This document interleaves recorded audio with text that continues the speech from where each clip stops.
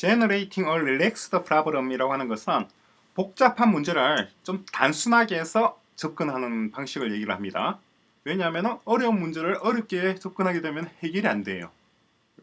항상 가장 단순한 형태로 줄인 다음에 해결 방안을 내놓고 거기다가 한 가지씩 복잡한 사항들을 추가해 나가서 최종적으로 원하는 목표를 달성을 하게 됩니다. 그럼 마르크스의 자본론에도 나와 있는 얘기죠. Generating a relaxed problem에서 H1과 H2 중에서 어떤 값이 큰가? 항상 H2가 클 수밖에 없죠. 그죠? 왜? H1은 자기 자리를 벗어난 블락의 수일 뿐이고 H2는 그 블락의 수에다가 그 블락들이 옮겨가야 될 거리를 각기 곱해준 값이잖아요. 그죠? 그래서 같거나 클 수밖에 없습니다. 그 다음에 두 번째, H1과 H2는 둘 다 admissible 하죠. 절대 never overestimate 될 수가 없습니다. 그죠? 왜냐니까 23의 휴리스틱 값은 어떻게 되나요? 하나, 둘, 셋, 넷. 네 칸이죠? 4이잖아요. 휴리스틱 값은. 근데 실제 23이 지금 20의 자리로 옮겨가기 위해서는 적어도 4칸 이상은 움직여야 되겠죠? 그죠? 왜? 막혀 있으니까 다른 걸 막 옮겨가면서 옮겨야 되잖아요. 그죠? 그 다른 걸 옮기는 것도 한 칸 한 칸씩 다 계산이 들어갑니다.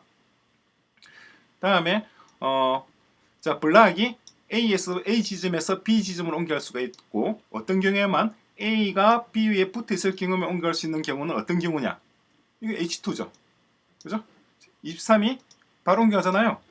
붙어 있으면 15자리에 뭐가 있든 없든 간에 옮겨갈 수 있다고 가정을 합니다. 7이 있어도 옮겨간다고 가정하고, 20이 지금 이 자리를 차고 있지만 옮겨간다고 가정해서 4라는 값이 나왔잖아요. 그게 휴리스틱이죠.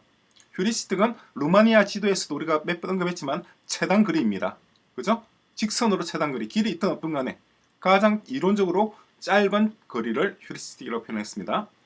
그리고 블락은 A 지점에서 B로 간다. 옆에 붙어 있든 없든 간에 바로 갈 수가 있다. 그거는 H1 값하고 같죠?